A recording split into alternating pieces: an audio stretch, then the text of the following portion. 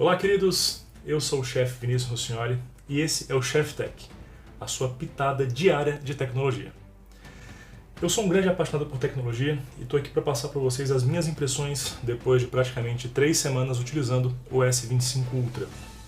Para você que é um criador de conteúdo que precisa de alta produtividade, já vou deixar logo o spoiler do vídeo. Sim, vale muito a pena você migrar para o S25 Ultra, mas isso se você fizer demanda, por exemplo, de vídeos de alto desempenho, se você faz muita utilização de inteligência artificial para transformar fotos e vídeos, nesse sentido vale a pena. Agora, para você que é usuário padrão, que tem aí o S24, o S23 e até mesmo o S22, ficam algumas considerações se você é um usuário cotidiano, uma pessoa que trabalha muito, são de alguns tipos de trabalhos dentro do seu celular, mas não sei se vale a pena nesse momento você ficar desesperado para fazer esse upgrade. E aqui eu vou passar para vocês algumas impressões das minhas 3 semanas de uso desse dispositivo e o que eu gostei dele e o que eu não gostei. O primeiro ponto da gente tratar é em relação à qualidade de tela.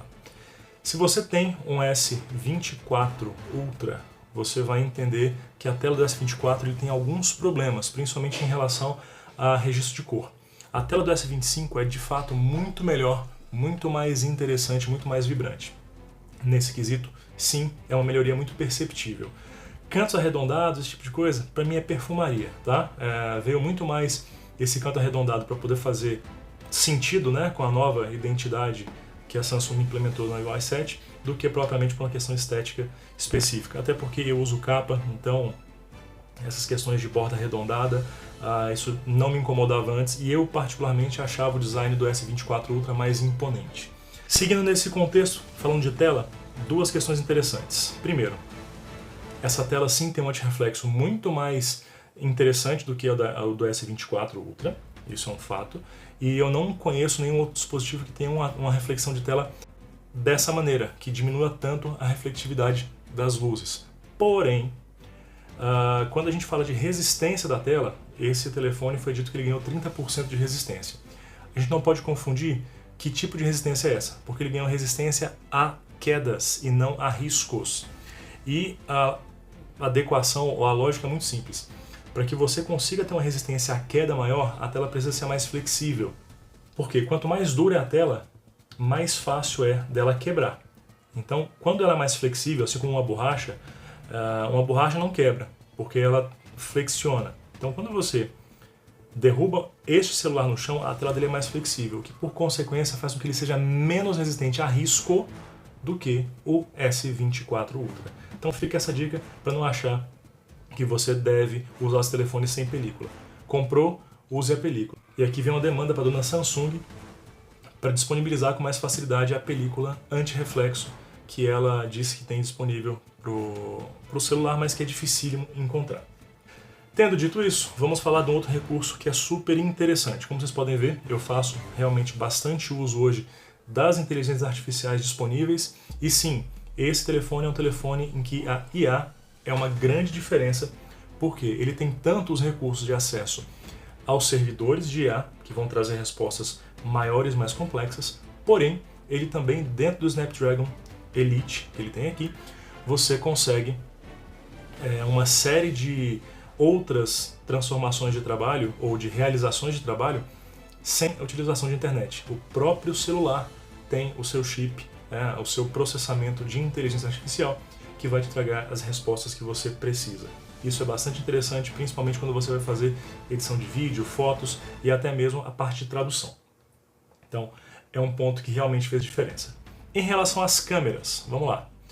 Nós temos aqui, né, as 3 câmeras, na verdade 4 câmeras, né, do S24 Ultra. Isso aqui é um sensor LiDAR, igual desde o S22. O que muda é a grande angular, né, nesse caso, porque ela ganhou uma resolução de 50 megapixels, que faz com que você tenha assim, um aperfeiçoamento, principalmente quando eles vão fazer recorte no modo retrato. Mas, basicamente, as outras câmeras continuam a mesma coisa. Então, se você está angustiado para trocar por causa da câmera, a não ser que você faça fotos muito específicas de paisagem, né, que seja o seu negócio, eu não vejo muito sentido essa ser uma justificativa. O modo log, que é o que vem disponível nele, também vai estar disponível na atualização do One UI 7, que deve chegar aí por volta de março ou abril, principalmente para o S24 Ultra. Nesse contexto, o S24 Ultra ele vai ganhar poucas coisas em relação ao que nós temos aqui no S25, pelo que as pessoas que já atualizaram para o beta informaram. Um deles é a criação do vídeo em log, que para você que é usuário normal, usuário do cotidiano, não vai fazer diferença. Entenda, vídeo em log é altamente especializado e você obrigatoriamente tem que fazer edição de vídeo, tem que conseguir entender de geração e edição de captação de imagem, para você poder utilizar esse recurso no maior potencial. Para você que é criador e sabe utilizar isso, sim, é uma diferença bastante significativa, então faz sentido.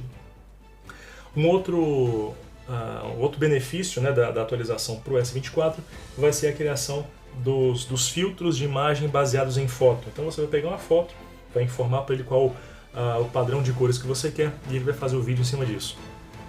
Para alguns isso pode ser um diferencial, para o meu perfil não faz muita diferença. E a busca por fotos por IA, que para mim também é algo interessante, mas não é algo transformador. Aqui, por exemplo, se você buscar por cachoeira, ele vai trazer algumas coisas, ó. E aqui eu posso até mostrar para vocês essa foto aqui que eu fiz em Mato Grosso. Inclusive fica aí um abraço pro pessoal lá de Nobres. Isso aqui foi uma foto feita com S22 Ultra no modo de alta velocidade, e que mostra que a câmera do dispositivo já era espetacular há 3 anos atrás. Então, o que o dispositivo ganha, basicamente em termos funcionais e perceptíveis para o usuário do One UI 7, são esses recursos aqui, que mais uma vez, repito, o que as pessoas que atualizaram com a versão beta disseram que foi implementado. Dito isso, vamos para o ponto importante, processador. Sim, esse processador é um monstro de um processador, tá? O Snapdragon 8 Elite, feito com a litografia de 3 nanômetros. O que significa isso? De acordo com a lei de Moore, a gente está chegando em 2025 no platô. O que seria isso? A gente não consegue evoluir tanto mais em processadores em termos de compressão de transistores por milímetro, ou sei lá, por centímetro quadrado. Então, é um baita de um processador, principalmente para quem gosta de jogos, mas aí fica a minha ressalva. Se você gosta de jogos, você precisa de bons jogos para poder rodar. E eu vou dizer para você aqui, jogos que eu testei e que têm uma boa qualidade são poucos. Genshin Impact é um deles. O COD está muito pouco otimizado, tá? Ele funciona, mas está muito pouco otimizado. E se você quiser de fato perceber um teste real com esse dispositivo, o ideal é você utilizar aqui, ó, o Grid Legends. Eu vou utilizar também o controle do PS5 para poder nos ajudar aqui nesse game, para vocês entenderem como é que ele vai funcionar. Ó. Vou ligar o controle do PS5.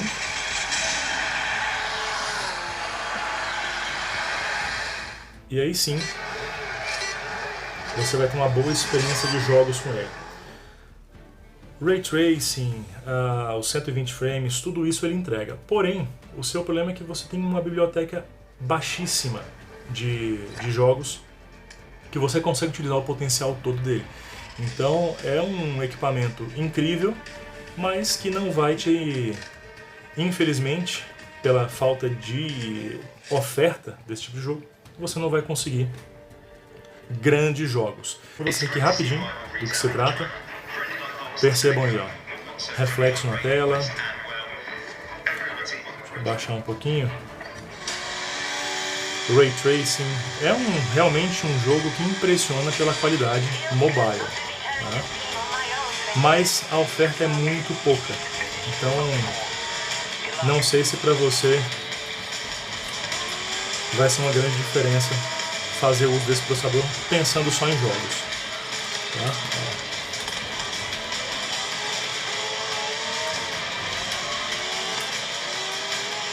Um outro ponto importante que a gente também precisa trazer aqui são alguns problemas que eu passei a ter com este dispositivo, que ainda não está em uma versão muito estável, tá, da One UI 7, que foram as funções de pagamento. Eu tive dificuldade sim de de incluir pagamentos aqui, de fazer pagamentos com eles. Inclusive alguns aplicativos como o 99, o Jet, que é o de patinetes aqui em Brasília, eu não consegui utilizar por uma questão de pagamento, ele dá problema de pagamento. E alguns cartões também, na hora de poder fazer a aproximação, eles não funcionaram. Então, se você faz muito uso desses recursos, pode ser que você tenha problemas assim como eu estou tendo, ok? Uma outra questão é em relação à caneta. Em hipótese alguma, eu acho que a Samsung fez o movimento correto de tirar o Bluetooth da caneta. Acho que se perde, né, função para um celular que é premium, e isso para mim não faz sentido, até pelo preço que se é para implementar um Bluetooth numa caneta dessa. Então acho que a Samsung deu um tiro errado aí, mas como para mim isso não era um grande diferencial, eu fazia muito pouco uso disso. Por quê? Porque eu não fazia uso desses recursos de aproximação e filmagem à distância utilizando a caneta, mas sim o relógio. Então tem muitas coisas que você consegue implementar e utilizar fazendo uso aqui, ó, do relógio, do smartwatch. É só você acessar por aqui, o foco não está querendo nos ajudar muito.